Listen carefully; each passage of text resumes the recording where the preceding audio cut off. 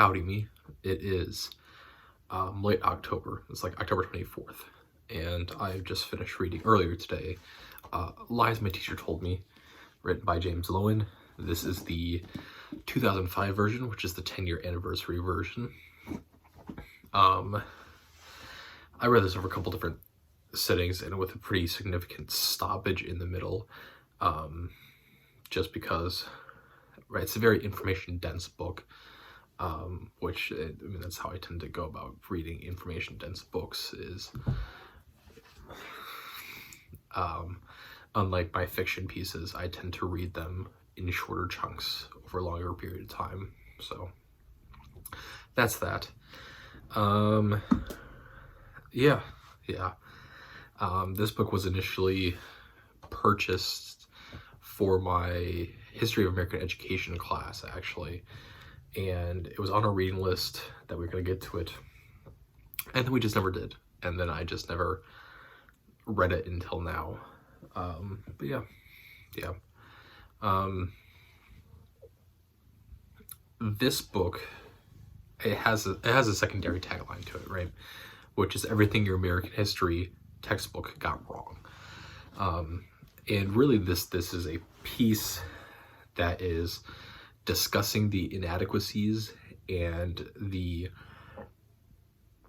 bias by fear of upsetting anyone, specifically those that have power, in the way that we approach textbook writing, specifically for history classes. And it's a fascinating look. This is also a book that I think is, I am doing my best to separate myself from, oh yeah, that's what everyone knows this. I grew up and graduated from a very privileged high school. I come from a background where both my parents are educated and have collegiate degrees. And I had the ability to go to college, and I had the ability to have access to a lot of other information in the world that we now live in, right? And I am living in a world that is after this book is written, right? And so, you know, it's a thing of sometimes the assertions that get made are like, well, yeah, everyone should know that. And then I need to take a step back and go, not everyone, when this book is written, understands that the way that textbooks are kind of written, or has a background or a privilege enough to be able to even think and assert those things, right? So yeah. The book is fascinating, right? Because it does go into a great deal about, okay, we're going to go and cite specific things that are wrong with these textbooks. And usually it's about specific instances or time periods, right? And so it's really kind of broken up into three sections. It's broken up into, even though there's a whole bunch of different chapters, I should say 4 sections. The first section is the treatment of Native Americans within American history and textbooks, and how do textbooks approach these subjects. Then it goes into a little bit into kind of World War I era, specifically talking about Woodrow Wilson, and then a little bit about Helen Keller, who then also gets brought back up a little bit later, and then into the Civil Rights Movement, which is really kind of the third section. And the fourth section is kind of this overview of why are things being taught this way, why are textbooks being published this way, and what are the ramifications of this, right? Which is all incredibly important things to ask, right? Because it's not just enough to point out that textbooks and American history textbooks kind of devoid themselves of position, right? Which, to I think an outside perspective is a belief that yes, textbooks should be kind of just give factual information and things. The problem is whose neutral position do they take, right? And historically, and what gets shown through evidence, as well as what gets shown through interviews and discussions with editors and authors of these textbooks, is that the neutral position is one that gives no blame to anyone, right? And does not show or even imply any sort of wrongdoing on anyone that has any sort of power. Things just kind of happen, right? And then that's kind of what textbooks for a long time, specifically like American history textbooks, kind of posit, right? Is that things just happen in the world, and then either if it's internally, America then deals with it internally and we learn and we grow, or if it's externally and America decides to get itself involved in it, it is because America is doing things out of the goodness of their heart, and is this Pax Americana, as they call it, as James Loewen calls it, which is, I mean, it's this worldview that is so desired, right, for white Americans, right? It is. Because it's a worldview in which there is no blame for anything, and that things always progress forward, right? And that's kind of what he ends up wrapping up with is, this concept or this American idealism of that everything is a progression, right? He quotes GE and their mission statement for a long time, which was, right, our what is it? I'm trying to remember the name. What it actually was, or like our business is progress or something, or our product is progress, right? Something like that, right? And right, it's this great way of thinking about things, but then if you don't ever teach or stop to allow people to process or understand, what is actually going on, then there are no ramifications of anything, right? And so, it's just this pure envisionment of America has done nothing wrong within history, or if it has something has been wrong, it is this fluke thing that has occurred, and that we move on and we learn from it, and then we never discuss it again, right? Very rarely is there this, hey, let's discuss America doing something wrong, and then why is it wrong, right? It also, American textbooks very much treat the history of America, of the United States of America, as just kind of like a series of presidents, right? Which gets discussed in Lies My Teacher Told Me, of where like treating a United States history like that becomes completely devoid of like cause and effect, right? Or like long-term thinking of the United States, right?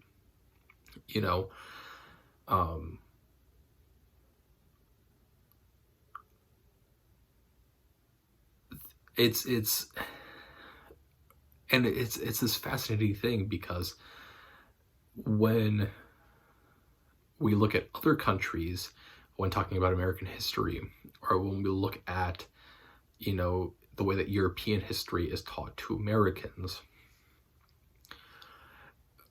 there's no shortage of like cause and effect and linkage throughout decades even, right? Of this treaty gets signed which then causes this, which then causes this.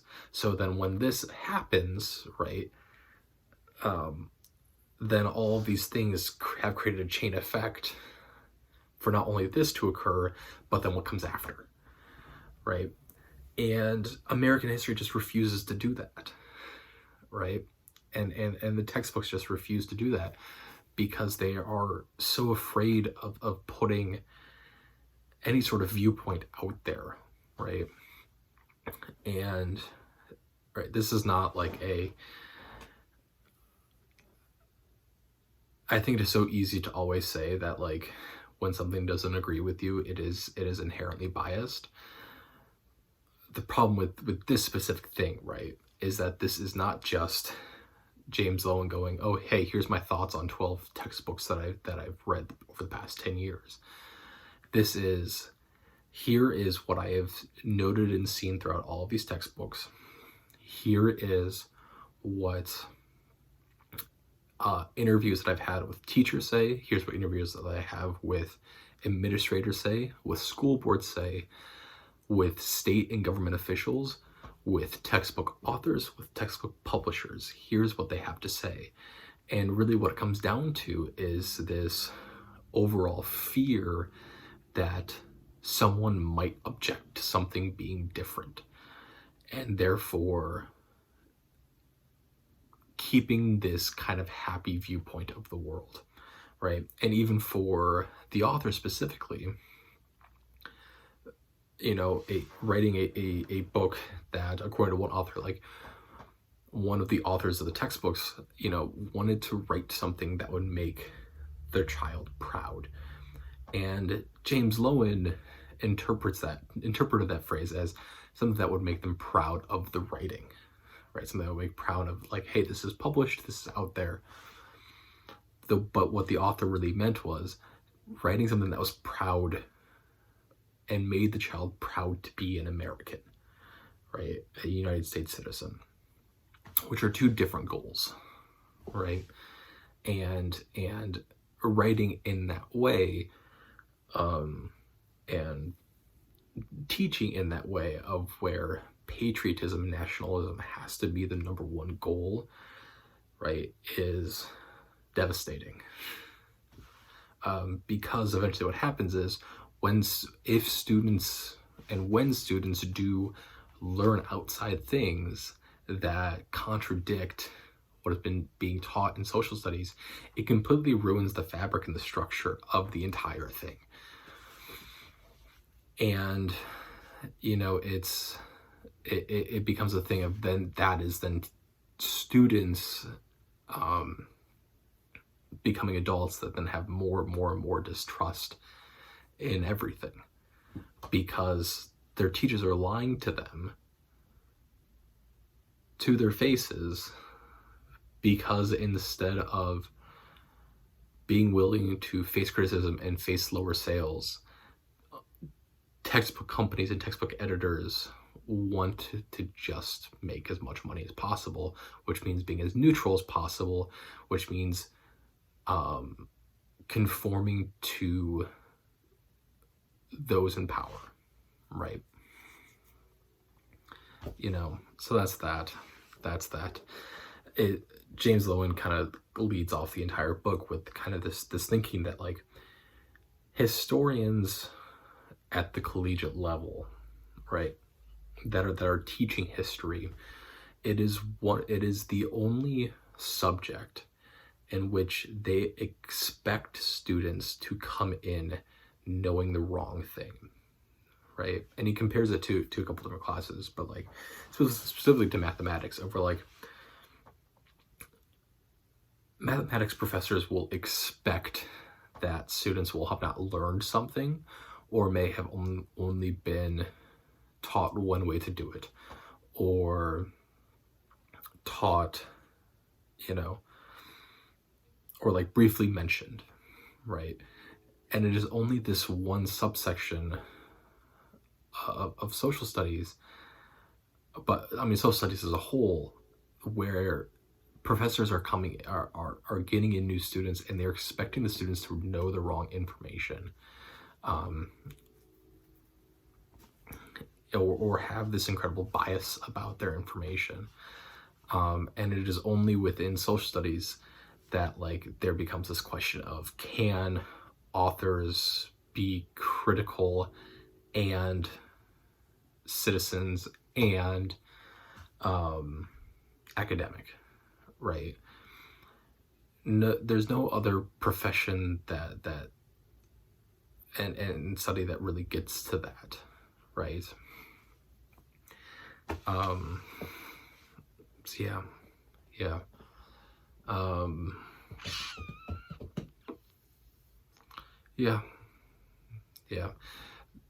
The other thing to talk about with this is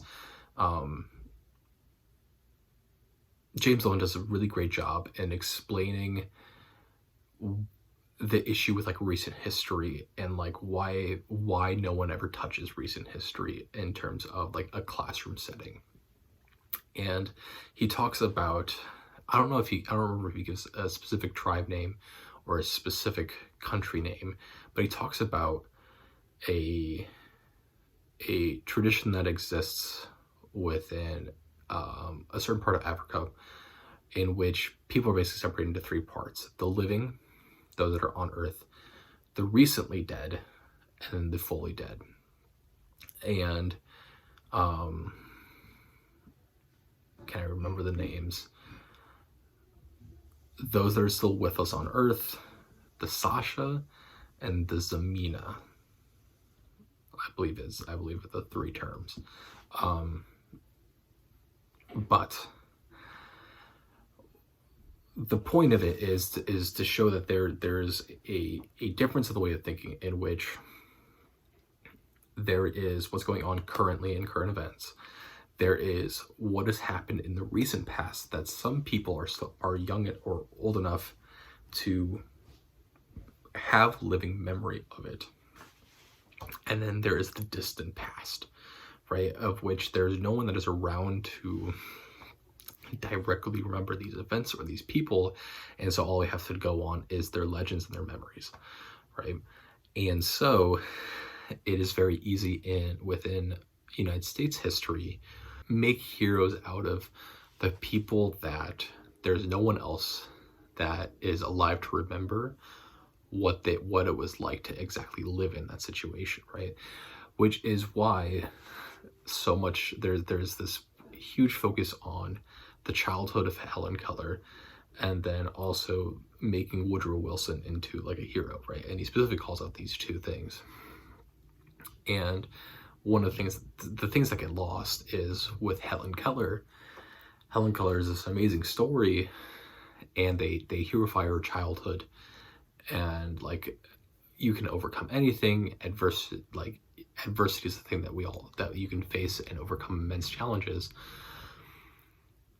What they fail to mention is that Helen Keller eventually becomes this massive socialist writer, and is one of the leading members of workplace improvement for workers, because one of the things that she eventually has realized at this point as she gets older is that, you know, her being able to learn while blind and deaf was a massive privilege that she got to undertake. And throughout the attempted creation process of creating an alphabet for the blind,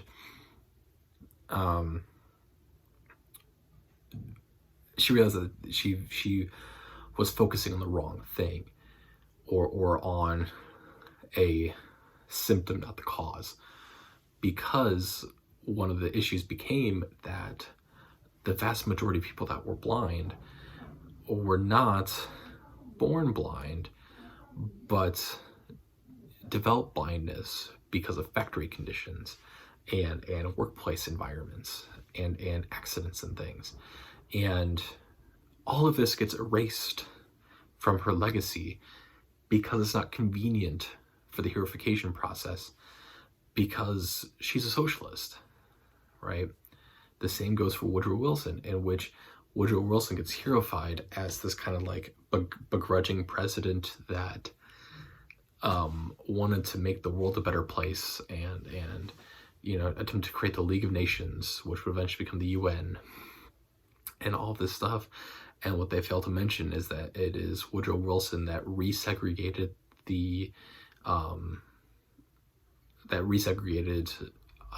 all national environments. That was Woodrow Wilson that ended up directly leading to the recreation of the KKK, right? And, it is this whole issue in which, right, there's a refusal to view things in a way that makes white nationalist Americans unhappy. And it is so frustrating and so tiring, right? The other issue that becomes with like recent history and the Sasha and is the fact that people are still living with it, and people have direct emotions about what is occurring, right, or what has occurred. The problem is, of course, is that if we refuse to study the recent history, then modern history and what is currently happening right now seems to be happening out of the blue, and it's like none of it like makes any sense, right? And it's these issues that are like really causing this massive disturbance in why social studies as a subject is consistently viewed as the least favored, right? Yeah, and that's the kind of the final thing that he kind of talks about, is that for a huge chunk of public education, social studies got treated as this thing that anyone could teach, especially once the adoption of textbooks began and the way the textbooks were used specifically for this thing. He talks about it kind of being like where coaches go, where historically coaches had to teach something at a public high school in order to coach, or even, collegiately. And then that's the classes that would give them, because it would be able to just use a textbook and go through that. And then it switched from that into, at least what I have seen personally, into this thing in which people want to coach, but they know that they're not going to coach at a collegiate or professional level. And so they want to coach, they're going to coach high school. Well, how do I get a job at a high school and coach? Well, I have this, some interest in history, so I'm just going to be a history teacher, right? And that was what I saw, and a great deal of within, while I was getting my degree.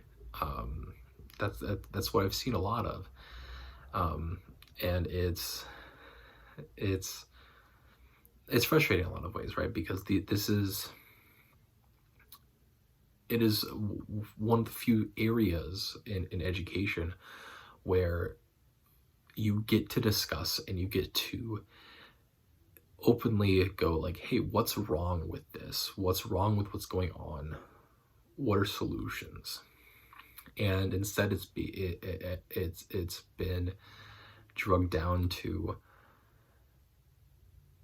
here's a textbook, read it, fill out these things at the end, right?